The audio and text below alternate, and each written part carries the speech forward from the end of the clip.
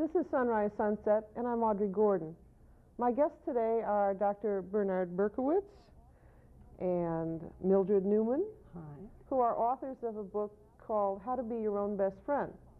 This is a book that's been out for some time. It's proved to be so popular that it's being reissued by your publishers, and Bernie and Mildred are married, so I'm going to say the Berkowitzes, but I know that you go professionally by Mildred Newman.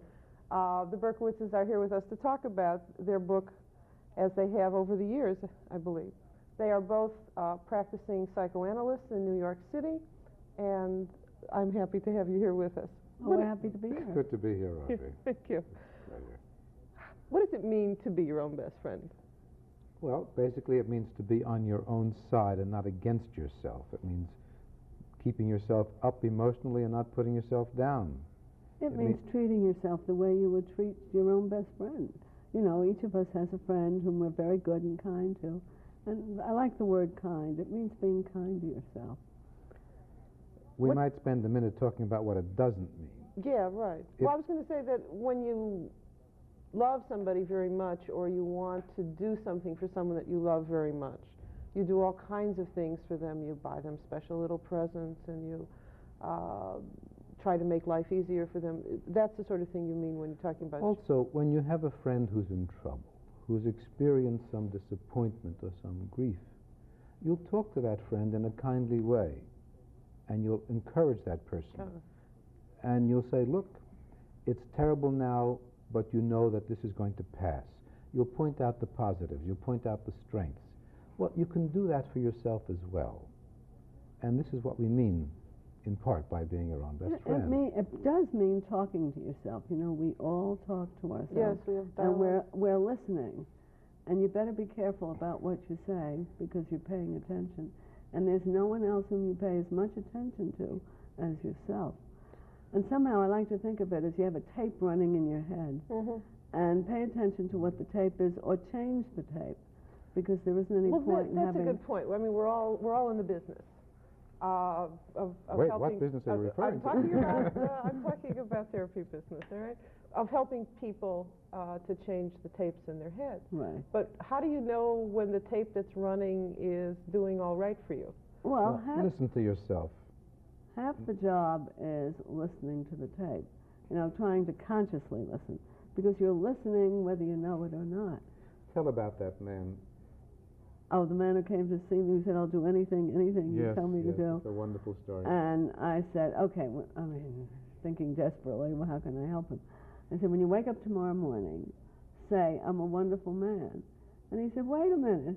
He said, I wake up every morning and I say, you rat, you louse, you terrible person. And he had been doing that for years, and knowing it but not knowing it. I mean, there is something about just stopping a minute and paying conscious attention to what it is you're doing. Actually, I have two rules by which I live. One is I talk to myself, and I pay very close attention to what I'm saying. And the other is that I do things that I approve of. That way, you have to end up being your own best friend. Because if I know what I approve of, I know what I believe in, I know what my values are. And if I do the things that I approve of, even though it may be difficult, I'm going to like myself for doing that. So, two simple rules. Very often, when I'm talking to people, and I'm sure this is an experience of yours as well, they believe that if anybody really knew who they were, you know, took away the mask or the facade, that they wouldn't like them, that inside it's not so wonderful. Well, That's a very cynical attitude. But hasn't your experience always been different?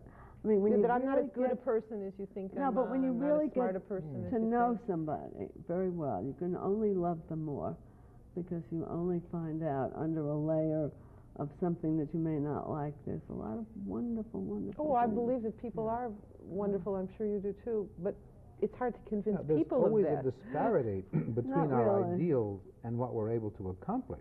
And that doesn't mean we shouldn't have ideals. That means we shouldn't have goals that will stretch us and cause us to grow and expand our capacities and our abilities. But that doesn't mean you have to feel that you're a fraud or a phony if you're not quite living up to your ideals. You're a growing person. Don't put yourself down because you fall short of what an ideal should be. So what you're saying is if you get up in the morning and you say, I'm a wonderful person, that if during the course of that day you're not a wonderful person, you've done something that you're ashamed of. Do you know where I learned that from, incidentally? I learned that from, this is, you learn from children. I learned that from one of our children, my son Neil, who when he was 10, hurt his wrist because he wanted to win a race. And one night he said, you know, I'm very lucky. I just figured it out. By the time I go to camp, my wrist will be healed and I'll be able to play tennis and play the piano. And I said, how wonderful. And he said, what do you mean? And his sister said, you know, Neil, some people would say, look at me, poor me, I broke my wrist and I have to have a cast on it. And he said, I would never talk that way. He was 10. He said, I would never talk that way to myself. It would make me feel terrible. Now, it's out of the mouths of babies. I mean, we're all saying these terrible things to ourselves. And he had the sense to understand that he wouldn't feel too good if he said, look at me, poor me. Rather, how wonderful he felt thinking in this positive way, my cast is going to be off. And he, incidentally, is a psychologist today and wonderfully helpful to people. This is the way his mind works. All right, this is a show on the family, and you've just talked about your son and being a mother and whatever. What did you do to make this kid come up with that kind of a line? Well, I think what I did was to help him to appreciate himself in the most realistic way I knew. I helped him to define himself. I helped him by telling him what it is I observed about him so that he had a clear definition of who he was. Was that the good stuff I as would well say, as the bad? Oh, yes. I mean, I would say, you know, you seem to be the kind of kid who loves to do whatever it was he loved to do, so that he was defined. I would never lie to any of my children and tell them they could do things that they couldn't do, but I would always approve of what it was they could do. I would always give them the sense of caring about them, but always realistically.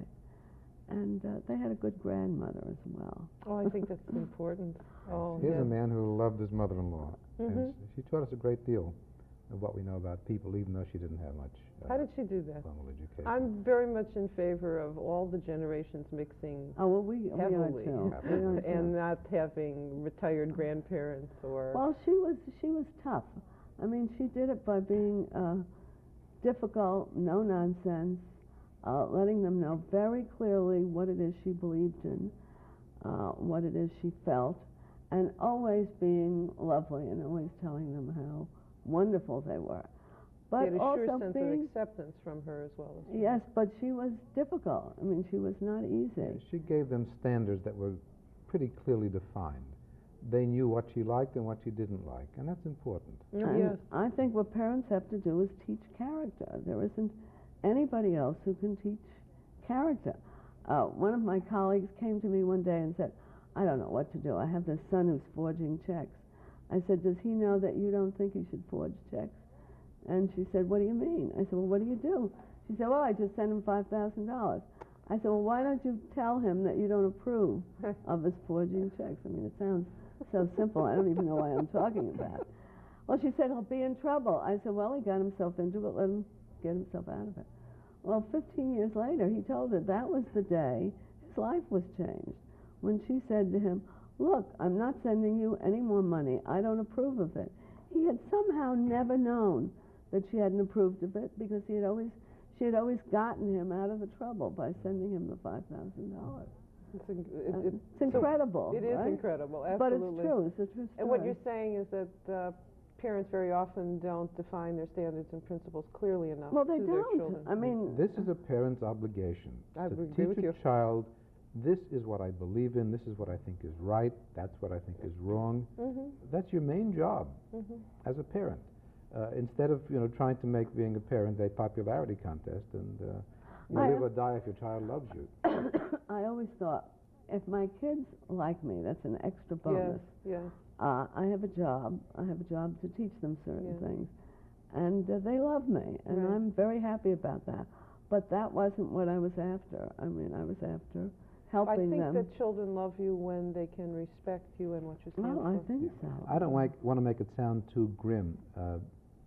Mildred's mother, my mother-in-law, also had a wonderful sense of humor. She didn't sound grim at all. Oh. Well, she could really bring her sense of humor to bear to diffuse a tight or tense situation superbly. I remember once we were all up in the country, and I had served this, what I thought was this fascinating lunch. I had made salmon mousse, and I thought it was just the most exciting thing, and it was just so delicious. And nobody would eat it. And then they said, we're waiting for dessert. And I said, dessert? Nobody in this house gets dessert. You don't eat my salmon mousse, you don't get dessert. And so all the kids stood up to leave the table. And my mother said, wait a minute. We'll organize. What do you mean? We'll strike. We'll strike. So there's a part in the book where you talk about people having to give up their parenting in the past in order to be adults in the present, separating from what isn't good and focusing on what is good in you now. That you can't always be a child. Holding on to a child, that you can be a child, but you can't hold on to Well, there is a child in each one of us, I'm convinced. Me too. I like to think, we have Francis Tavern in New York, and there's the balcony where George Washington said farewell to his troops, and I like to think that when he came in off the balcony, Martha was sitting there, and he put his head on her shoulder and said, Martha, did I... Did I do okay? Yeah, he needed a little mothering at that point. What happens when you grow up, if you're lucky, or if you do a halfway decent job of it, is you become your own parent. Maybe that's another way of saying how to be your own best friend. But from the past, take what's good. It's not a package deal. You don't have to identify with all of your parents' characteristics. There are some things that work for you and some things that don't. You can select and choose what fits, and somewhere along the line, you owe it to yourself to review what you did as a child, because you put yourself together. Your basic personality was put together from what you observed and what you imitated and what you adopted when you were quite young. Somewhere along the line, you examine your life and you see, well, what sort of a job did I do? Does this thing really belong? Does that characteristic have to be a part of my makeup? You'll find that there are some things that work for you and some things that don't, and you don't dishonor your parents by not imitating their every foible. after all, you can't let a 4-year-old child run your life, and that's what you're doing if you're leaving things stand the way they were when you were a child. What happens in families where the parents do think that you're dishonoring them if you choose a separate position from theirs, that you do not follow, say, values that they set down for you? Things have changed. What my parents and what we as parents have been able to do as young marrieds, other people don't want to. Not everybody can get into Harvard Medical School, things like that. What if you don't go along the lines that your parents have set for you? How do you reconcile that kind of... You can't go along the lines, but as long as you're the decent person that they wanted you to be. I mean, times have changed. People now get married, they get divorced, they get married again, they live together. Now, that doesn't change your being a decent person who cares about other people, who cares about other people's feelings, who is aware that they're... I know, you know, Bernie and I have been married almost 20 years, but I was married before and I was divorced, as was Bernie, and that was a difficult thing for my mother to take. On the other hand... Pardon? Right.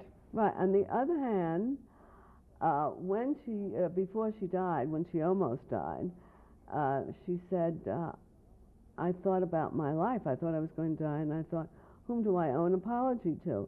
And she said, and I realized I owe you, Bernie, an apology, because I was not for your marrying Mildred, and you've been just wonderful. to her and to all of us, and I made a mistake. Now, for my mother, or for a person of her generation to admit I made a mistake was a very big thing. I told you she was a wonderful mother. But that was not a thing. I mean, it wasn't bad character in terms of who she was for me to marry again. That was not really destroying anybody or hurting anybody. I think that the important safeguard is to make sure that you're not being different for the sake of being different, for the sake of rebelling, for the sake of thumbing your nose. If you're really affirming yourself, what is truly and genuinely who you are and what you believe in, and if you do it in a respectful way, you say, Mother, Father, I love you, but this is who I am. But I do believe if you really care about your parents, you're not going to do anything terrible. I mean, people who kill and steal and do all those awful things are people who really don't care about their parents. I'm thinking about some of the parents I know who want their children to be professionals in terms of occupations, and the children have chosen to be other things, and they're well, those are parents who aren't able to see their children as separate people. Right. And I so think you're saying it's just as hard sometimes. I think it's harder for a parent to see the child as separate. I think it's the most difficult thing, and I think when you asked me the question before as to what it was I did to help my son be the wonderful person he is, one of the things I did was, from the moment my children were born, consciously think about how I have to separate from them. Yes, I mean, at the same time that I love them, I had to have that in the front of my mind. That's what a good parent does. I have nice kids too, and they like me. But I remember thinking all along as I was raising them that they have to go away and leave me, and they were programmed to do so. And during their adolescent years, it was almost like a tristesse situation, because I was conscious of the time passing that they were with me, and that they would no longer be with me.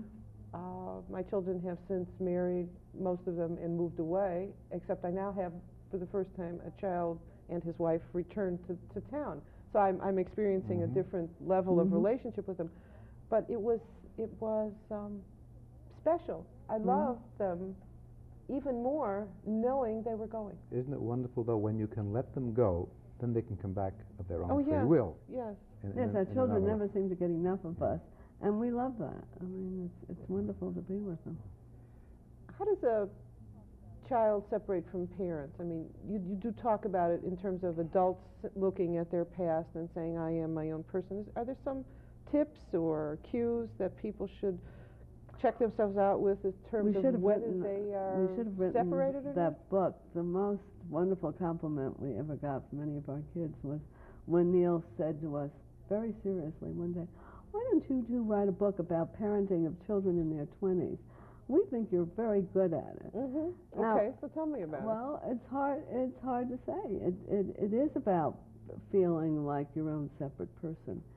These youngsters are people we respect, and we treat them like people we respect. Don't you think that starts at 1 or 6 months, or that you respect the day that the child is born, that you respect that it really is a separate individual? Yes, and they are so different from the moment they're born. Yes, yes.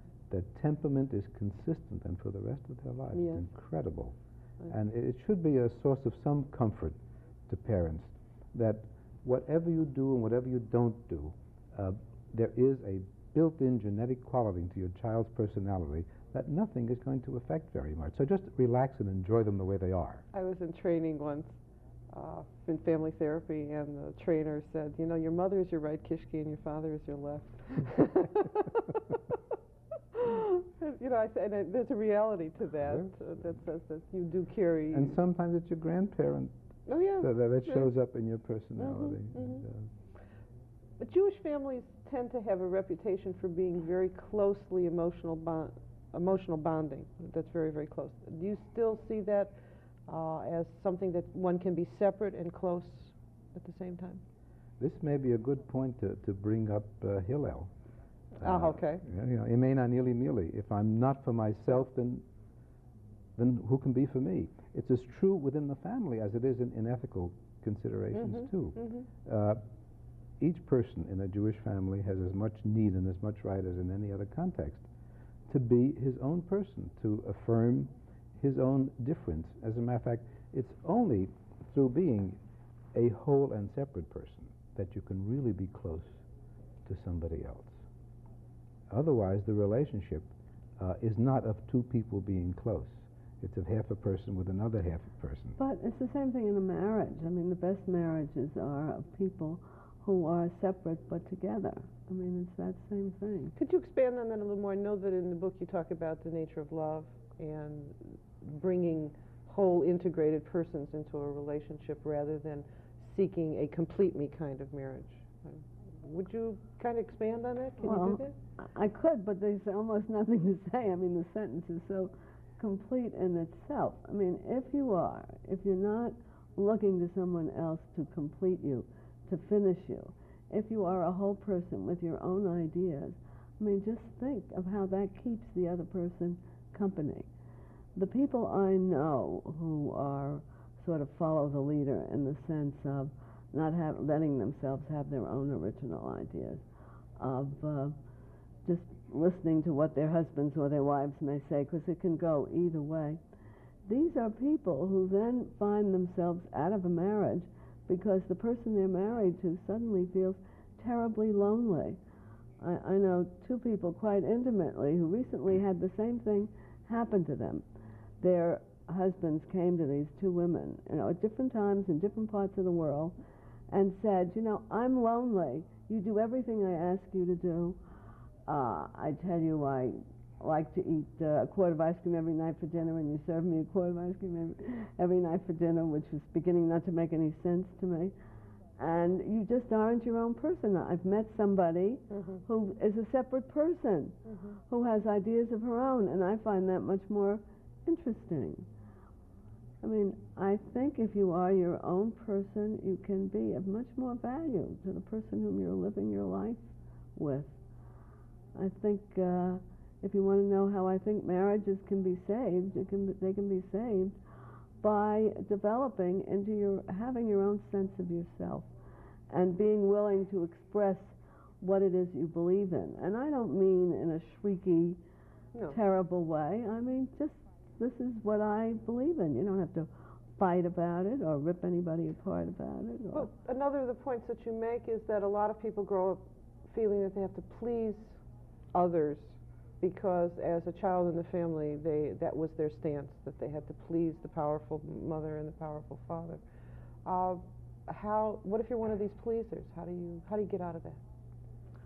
Well, just using that word, pleasing other people, I mean, that has such a negative connotation because it's recognizing what's wrong with giving something to somebody because you feel that they want it. I mean, once you say pleasing somebody else, there is an extraordinary amount of resentment just in that way. You're doing it to please somebody else. But I often do something because I think Bernie would like that. Bernie will often do things.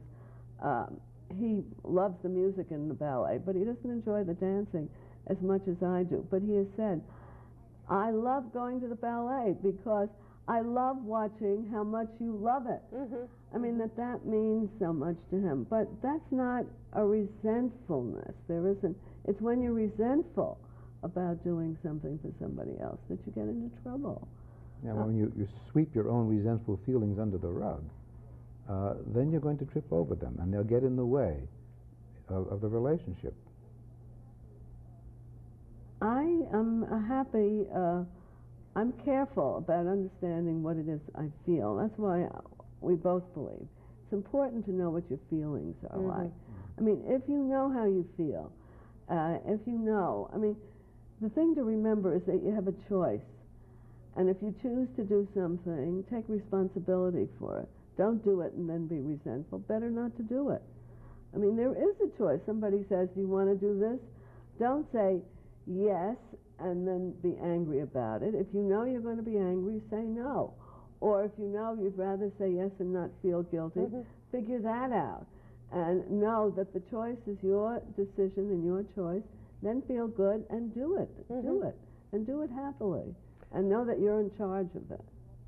We've been talking a lot about relationships. You also make a point about the need to feel yourself alone.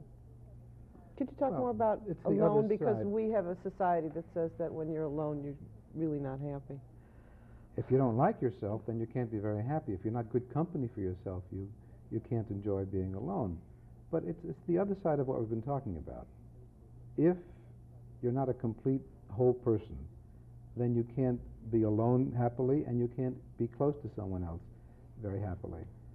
Part of the problem that we've been talking about is a hangover from the romantic age, when people would say, well, I'm nothing without you, you complete my life, you fulfill my life.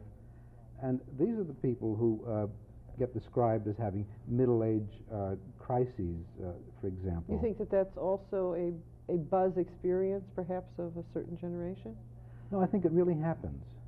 Will it happen 20 years from now, I guess I'm asking. It can happen if you've devoted your life to fulfill some myth, whether it's the romantic myth or some other myth. And you've devoted a life, let's say in this one instance, to pleasing another person. I'm going to make another person happy, and that's going to be my entire focus, and that'll be the goal that'll make me happy. And a lot of women were socialized that way. Absolutely. And these women are the ones who are likely to go into depressions in their 40s and 50s because they haven't learned how to please themselves, how to stand on their own feet, how to be their own best friends, if I'm permitted Sure. to say so. We've been doing that all along. Sure. You can't live through your children, you can't live through your spouse. You can be your own person and then live with someone else. And you're a much more interesting person if you're your own person. I mean, it's interesting. How do people, when they're alone, know that they've come to this state of liking themselves? It's easy when you're out doing things and other people are feeding you, stroking you with compliments about your work and whatever. But listen, I've never met anybody who liked himself who didn't know it. It's no problem in knowing it. I mean, you know it. You just know it, and you know it. There's no way out of it. Listen to your internal dialogue, the thing we were discussing before. You know it. Somebody. Does it come off as arrogance sometimes?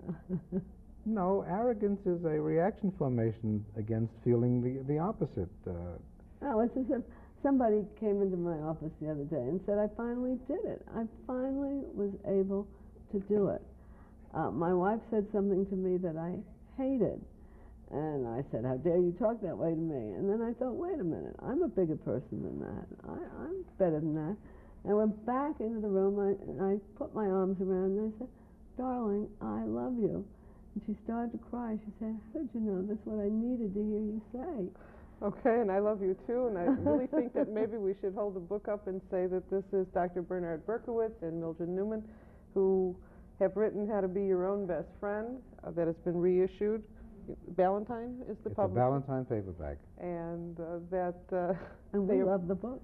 The book sounds like you. And we've loved being here with you. Oh, thank you. It's been a pleasure. Dr. Berkowitz and Mildred Newman are practicing psychoanalysts in New York, and you will be returning there, I gather, shortly. Very shortly. We're psychologists as well. Psychologists as well. And this is Audrey Gordon for Sunrise Sunset, and thank you very much for being with us today. I hope you've enjoyed yourselves. Thank you. Thank you.